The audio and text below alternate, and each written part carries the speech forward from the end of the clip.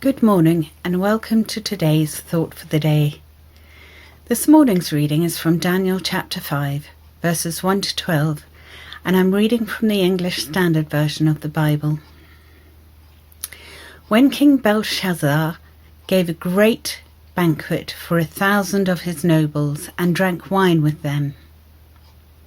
While Belshazzar was drinking his wine, he gave orders to bring in the gold and silver goblets that Nebuchadnezzar his father had taken from the temple in Jerusalem, so that the king and his nobles, his wives and his concubines might drink from them. So they brought in the gold goblets that had been taken from the temple of God in Jerusalem, and the king and his nobles, his wives and his concubines drank from them. As they drank the wine, they praised the gods of gold and silver, of bronze, iron, wood, and stone. Suddenly, the fingers of a human hand appeared and wrote on the plaster of the wall near the lampstand in the royal palace. The king watched the hand as it wrote. His face turned pale, and he was so frightened that his legs became weak and his knees were knocking. The king summoned the enchanters, astrologers, and diviners.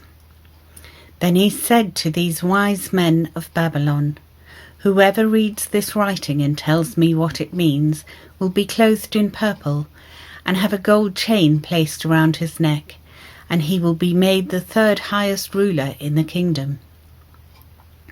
Then all of the king's wise men came in, but they could not read the writing or tell the king what it meant.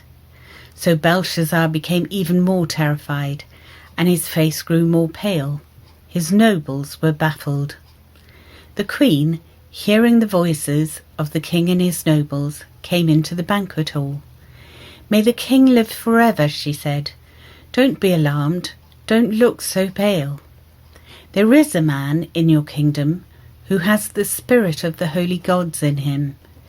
In the time of your father, he was found to have insight and intelligence and wisdom like that of the gods. Your father, King Nebuchadnezzar, appointed him chief of the magicians, enchanters, astrologers, and diviners. He did this because Daniel, whom the king called Belteshazzar, was found to have a keen mind and knowledge and understanding, and also the ability to interpret dreams, explain riddles, and solve difficult problems.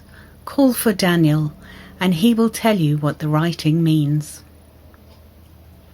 I always love the book of Daniel.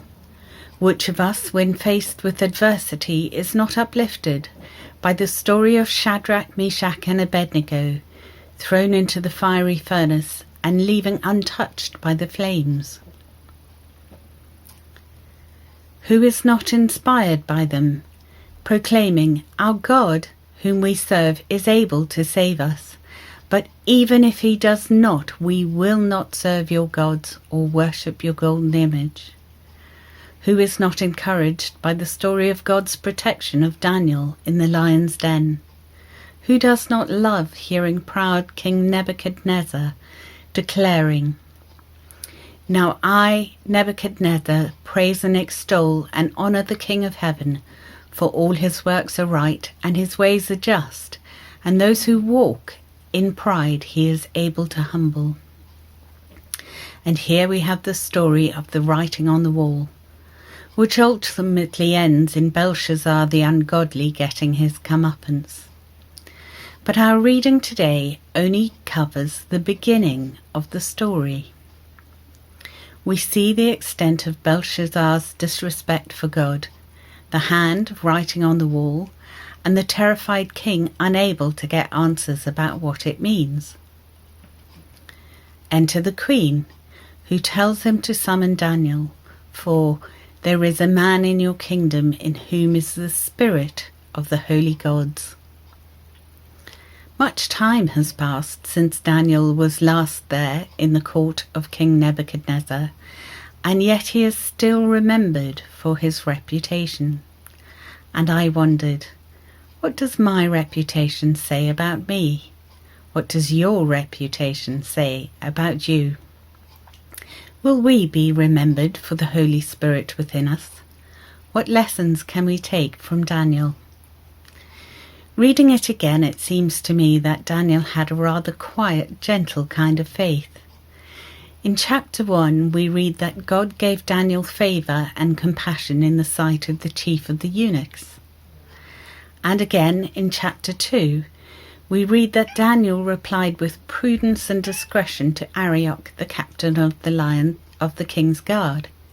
He was not confrontational. He was a man of prayer. When he needed answers, we are told he gathered Shadrach, Meshach, and Abednego and told them to seek mercy from the God of heaven concerning this mystery. And in chapter 6, we read, when Daniel knew that the document had been signed, he went to his house, where he had windows in his upper chamber open towards Jerusalem. He got down on his knees 3 times a day and prayed and gave thanks before his God, as he had done previously. So removed from everything he knew and dropped into a godless culture, Daniel made sure that he remained connected to God. For all his faith was unassuming, it was also uncompromising.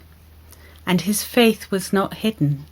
He prayed at the open window, as he had done previously, knowing that doing so was risking his life.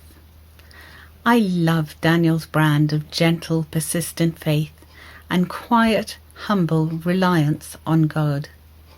It seems to me that these are the things that enable God to use him in extraordinary ways, and that we would all do well to foster these things in our own lives. Thanks for listening, and I hope you have a great day.